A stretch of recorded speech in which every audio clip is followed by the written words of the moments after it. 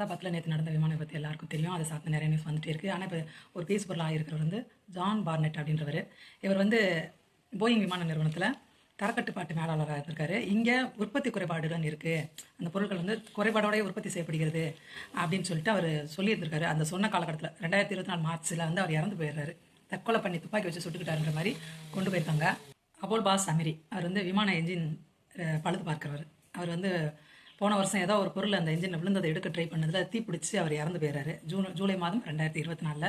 இது ஒரு இயல்பான விபத்தாக பார்க்கப்படுகிறது.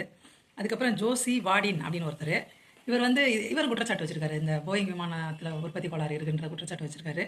அவர் 2024 மே மாதத்தில் திடீர்னு ஒரு காய்ச்சல் அவர் வந்து அவர் இறந்து போயிட்டார்.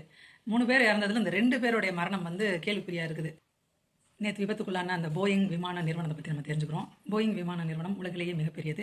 இவங்க விமானம், விண்வெளி, பாதுகாப்பு 3 விஷயம் அடுத்து பண்ணிட்டு இருக்காங்க. நாசாவோட ஒப்பந்தம் போட்டு வேலை பார்த்துட்டு இருக்காங்க. 1914 வில்லியம் எஸ் போயிங் இவர் தான் அந்த நிறுவனத்தை தொடங்கியவர். பயணிகள் விமானம், ஸ்பேஸ் செக்யூரிட்டி, போர் விமானம், ஹெலிகாப்டர், ராக்கெட்டு, செயற்கைக்கோள் எல்லாமே இவங்க உற்பத்தி பண்ணிட்டு இருக்காங்க. விமான பராமரிப்பு, வாடிக்கையாளர் சேவை அதுவும் பண்ணிட்டு இருக்காங்க. இவங்களுக்கு போட்டியாளர் பார்த்தீங்களா ஏர்பஸ் நிறுவனம். ஆனால் ஏர்பஸ் நிறுவனம் வந்து அப்போக்கப்போ அப்டேட் ஆகிக்கிட்டே இருக்காங்கன்றாங்க. அவங்க பண்ணுற உற்பத்தியில் உதாரணத்துக்கு இந்த என்ஜின்லாம் கொஞ்சம் தரைக்கு நெருக்கமாக இருக்கிற என்ஜின்களை தரையை விட்டு நல்லா உயரமாக வச்சுருக்காங்க அப்படின்னு வரைபடத்தோடு அதை பற்றி பேசி வச்சுருக்காங்க. இந்த ஏர்பஸ்காரங்க வந்து ஐரோப்பிய விமான உற்பத்தியாளர்கள்.